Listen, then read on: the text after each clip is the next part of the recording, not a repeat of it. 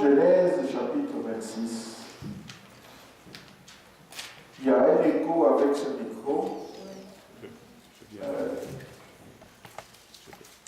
On va trouver toujours le meilleur micro qui soit dans le temps qui va venir. Nous allons relire Genèse 26. C'est là que le Seigneur a commencé à nous parler la dernière fois. Je relis le texte.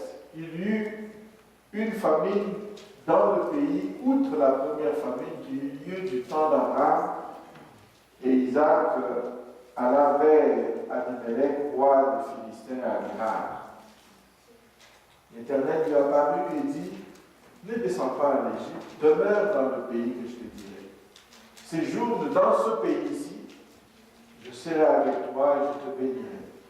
Car je donnerai toutes ces contrées à toi et à ta postérité, et je tiendrai le serment que j'ai fait à Abraham ton père. Je multiplierai ta postérité comme les étoiles du ciel, et je donnerai à ta postérité toutes ces contrées, et toutes les nations de la terre seront bénies en ta postérité. Parce qu'Abraham a obéi à ma voix, et qu'il a observé mes ordres, mes commandements, mes statuts et mes lois. Et Isaac resta à Guérard. Lorsque les gens du lieu faisaient des questions sur sa femme, ils disaient: c'est ma sœur, car il craignait en disant: ma femme, que les gens du lieu ne le tuassent, parce que Rebecca était belle de figure. Comme son séjour se prolongeait, il arriva qu'Abimelech, roi des Philistins, regardant par la fenêtre, vit Isaac qui plaisantait avec Rebecca, sa femme. Abimelech fit appeler Isaac et dit: certainement c'est ta femme. Comment as-tu pu dire c'est ma sœur? Isaac lui répondit: je parlais ainsi de peur de mourir à cause d'eux. Et Abimelech dit: qu'est-ce que tu nous as fait? Peu s'en est fallu que quelqu'un du peuple n'ait couché avec ta femme et tu nous aurais rendu coupables. Alors Abimelech fit cette ordonnance pour tout le peuple: celui qui touchera à cet homme ou à sa femme sera mis à mort. Isaac s'aima dans ce pays il recueillit cette année le centuple, car l'Éternel le bénit. Cet homme devint riche et il alla s'enrichissant de plus en plus jusqu'à ce qu'il devint fort riche. Il avait des troupeaux, des menus bétail et des troupeaux de gros bétail et un grand nombre de serviteurs. Aussi les Philistins lui portèrent envie. Tout le puits qu'avaient creusé les serviteurs son père du temps d'Abraham, son père, les Philistins les comblèrent et les remplirent de poussière. Et Abimelech dit à Isaac: va-t'en de chez nous, car tu es beaucoup plus puissant que nous. Isaac partit de là et campa dans la vallée de Guérard où il s'établit. Isaac creusa de nouveau le puits d'eau qu'on avait creusé du temps d'Abraham, son père, et qu'avait comblé les Philistins après la mort d'Abraham, et il leur donna le même nom que son père leur avait donné. Les serviteurs d'Isaac creusèrent encore dans la vallée, ils trouvèrent un puits d'eau vive. Les bergers de Guérard querellèrent les bergers d'Isaac en disant: l'eau est à nous. Et il donna au nom de puits des aigles, parce qu'il s'était disputé avec eux. Ces serviteurs creusèrent un autre puits, au sujet duquel on chercha encore une querelle, et il l'appela Satan. Il se transporta de là et creusa un autre puits, pour lequel on ne chercha pas querelle, et il l'appela Rehoboth. Car, dit-il, l'Éternel nous a maintenus, nous a maintenant mis au large, et nous prospérerons dans le pays. Il monta de là à Beersheba. L'Éternel lui apparut dans la nuit et dit: je suis le Dieu d'Abraham, ton père, n'aie crainte-moi, car je suis avec toi. Je te bénirai, et je multiplierai ta postérité à cause d'Abraham, mon serviteur. Il bâtit là un autel, invoqua le nom de l'Éternel, et il dressa sa tente. Et les serviteurs d'Isaac y faisèrent un puits. Je m'arrête là. Nous avons vu, frères et sœurs, la dernière fois, on a commencé par voir que la bénédiction dans notre vie, nous devons d'abord savoir la définir, ça c'est un. Et puis de deux, la bénédiction ne dépend pas du pays dans lequel on est. La bénédiction n'est pas l'œuvre de l'Occident ou de l'Orient ou de l'Afrique ou du lieu que nous nous tenons. La bénédiction est véritablement et fondamentalement et seulement l'œuvre de l'Éternel Dieu. Amen. Si Dieu te bénit, tu peux posséder des choses bien au-delà de ce que tu penses. Je voudrais d'abord commencer par définir ce qu'on entend par la bénédiction. Nous l'avons déjà dit à quelques reprises, la bénédiction n'est pas la possession de biens. Tu peux posséder de biens et ne pas être connu de Dieu. Tous ceux qui ont des biens matériels sur la terre ne sont pas nécessairement connus de Dieu.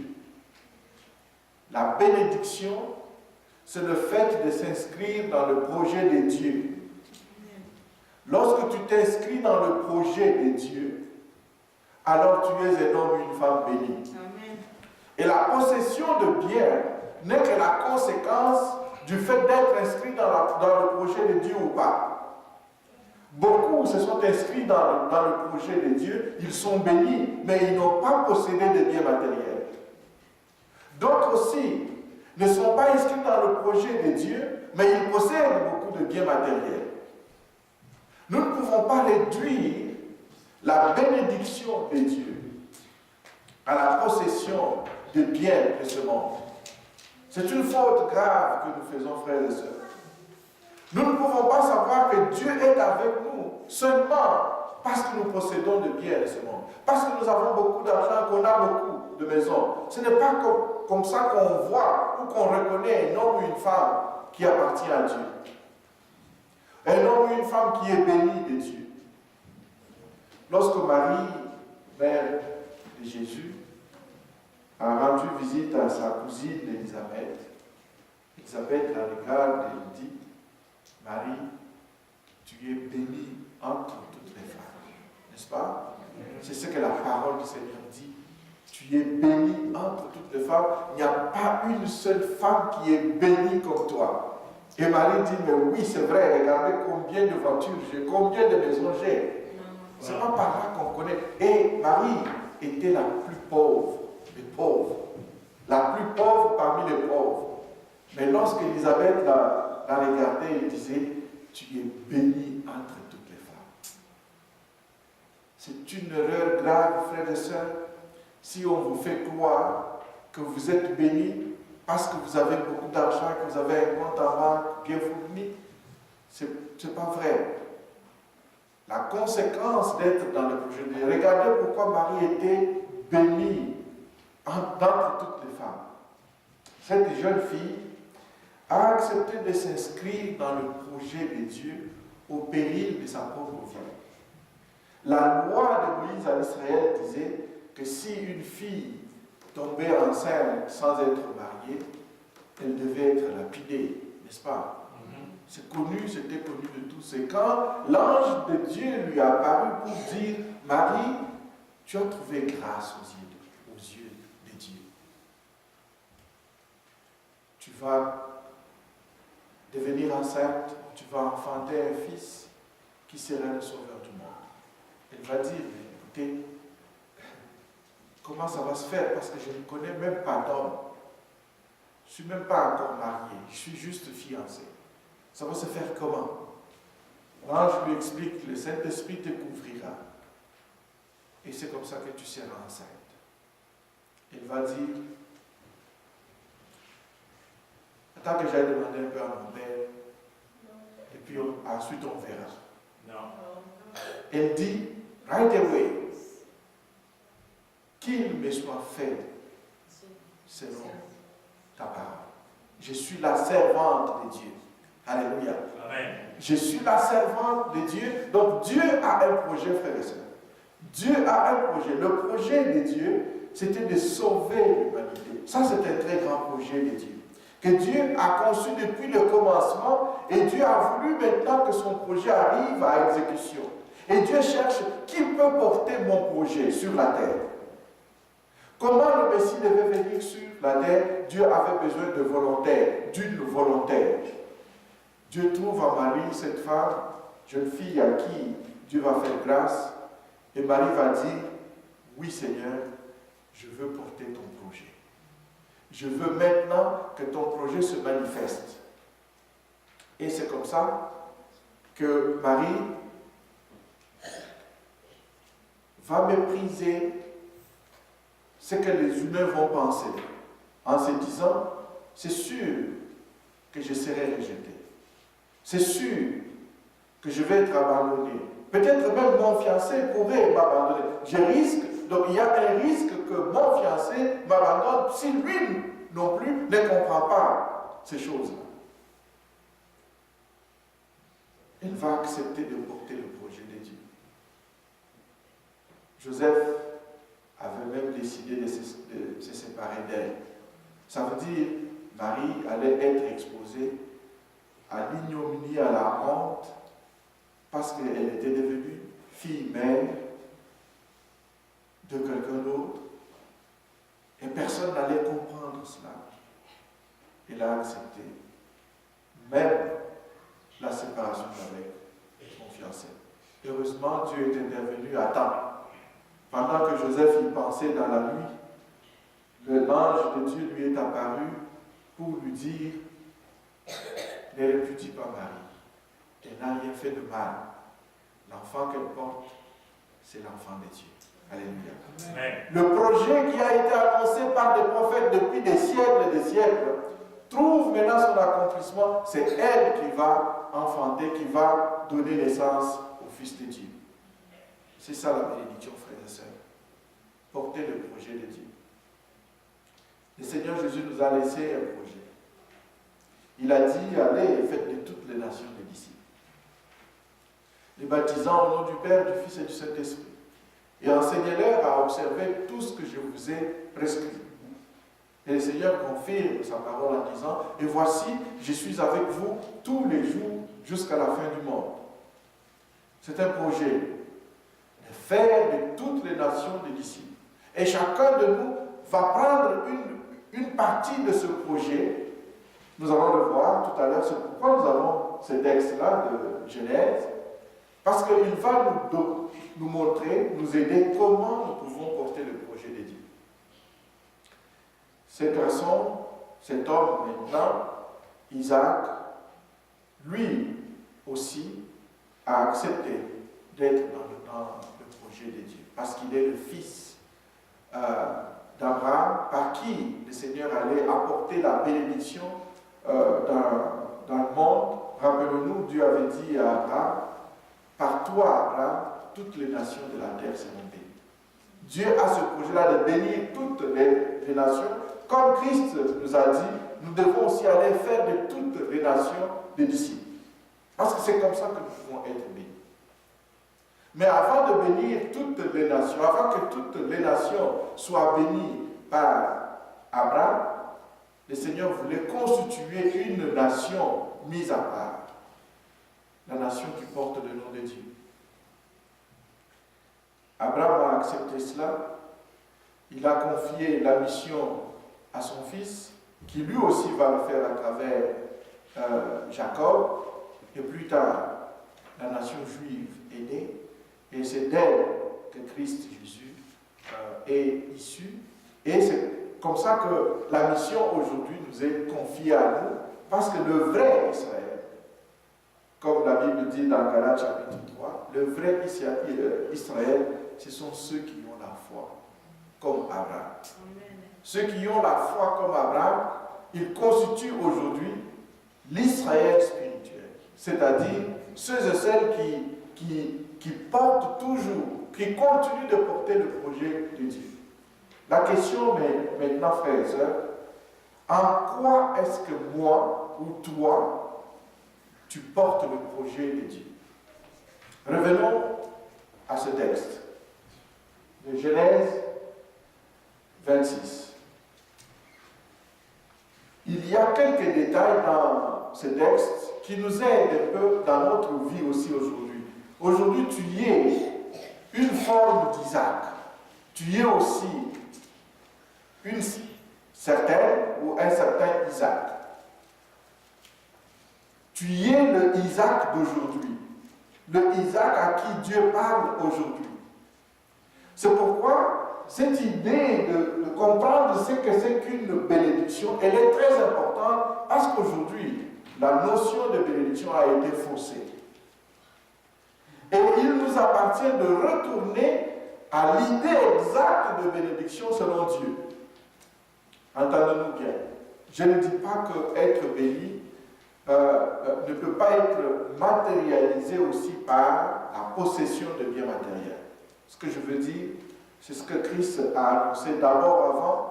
Cherchez premièrement le royaume et la justice de Dieu, et toutes les autres choses vous seront données par la suite. Vous ne pouvez pas regarder le bien et dire c'est comme ça que je suis béni. Non, tu es béni parce que tu cherches d'abord et avant tout le royaume et la justice de Dieu.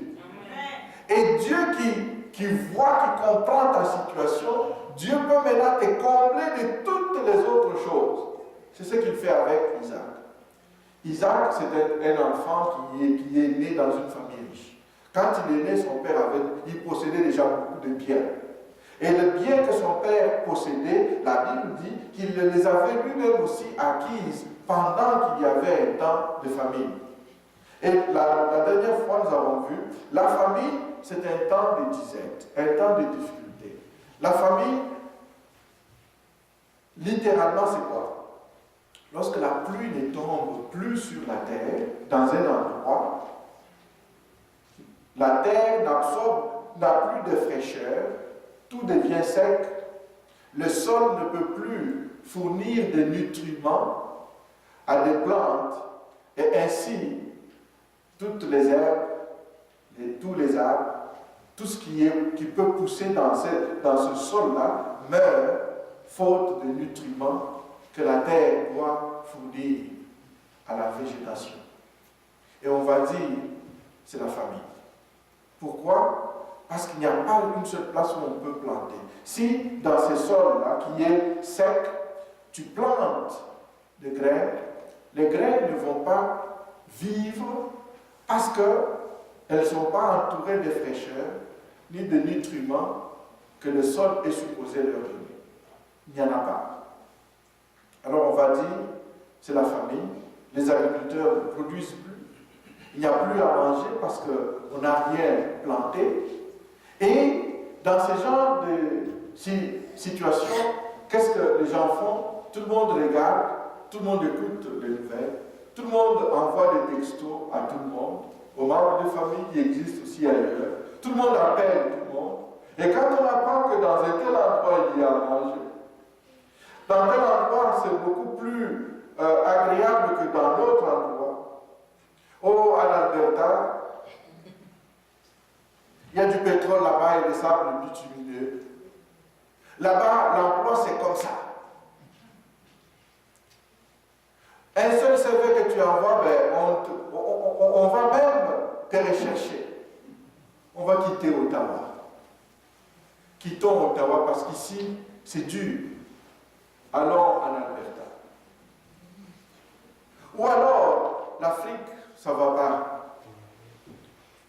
Allons au Canada. Le Canada, c'est comme les Canaans. C'est un pays où coule le lait et le miel. Ou encore, comme à cette époque-là, Isaac voulait lui aussi partir en Égypte parce que c'était la puissance économique de l'époque. Mais le Seigneur lui a dit, toi, tu ne vas pas descendre en Égypte. No way. Lorsque le Seigneur a commencé à parler, si j'étais Isaac, et aujourd'hui je suis Isaac, aujourd'hui tu es Isaac, parce que Dieu te parle à toi aussi aujourd'hui. Il est possible qu'en ce moment, tu vis peut-être une certaine famille, et tu as des projets, l'Alberta, les États-Unis, ou peut-être le retour en Afrique. Avez-vous déjà entendu le nouveau discours? Il n'y a pas d'argent ici. L'argent se trouve au Congo. N'est-ce pas? Il y en a qui sont retournés aussi au Congo.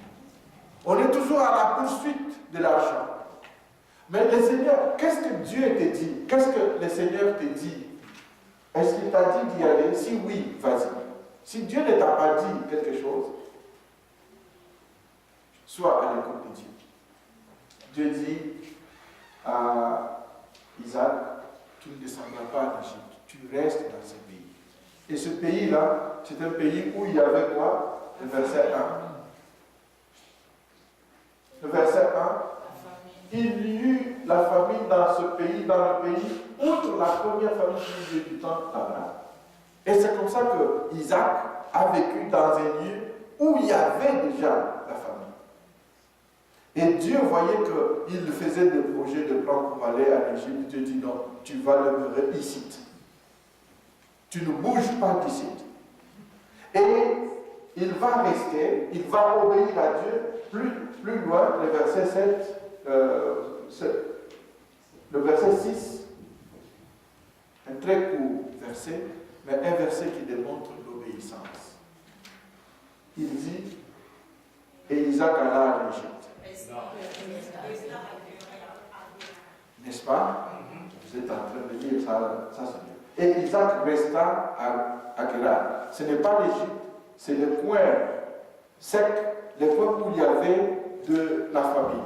Mais pendant qu'il restait, on nous raconte maintenant une chose. C'est comme une parenthèse que je vais ouvrir ici avant de pouvoir aller loin. Sa femme était belle et lui était conscient de la beauté de sa femme, n'est-ce pas? N'est-ce pas? Oui. Ne soyons pas jaloux, il est conscient de la beauté de sa femme.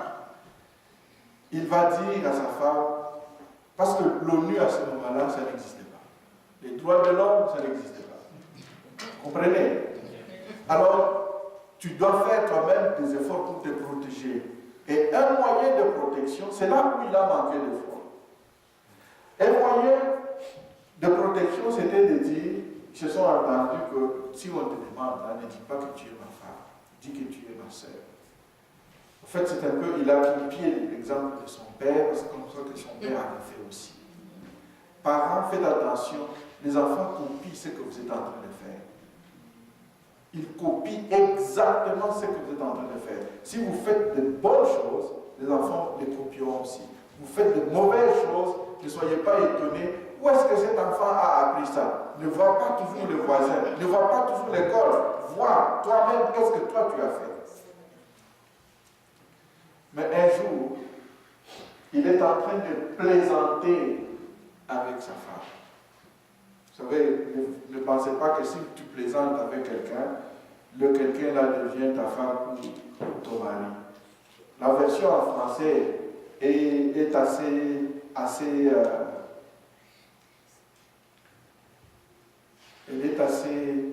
rude.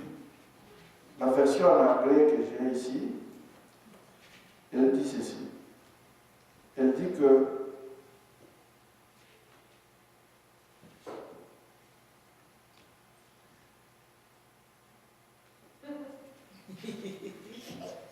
des fois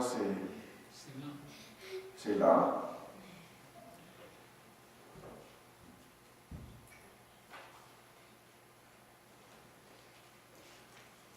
But sometime later, Abimelech, king of Philistines, looked out his windows and saw Isaac caressing his wife. Plaisanter en français, là c'est un peu plus. Mais là, on dit, il caressait sa femme. Alors là, Abimelech dit, mais non, un frère ne fait pas ça à sa soeur. Mais en français, un frère, il peut plaisanter avec sa soeur. Pourquoi est-ce que vous pensez que Abimelech, tout de suite, hein?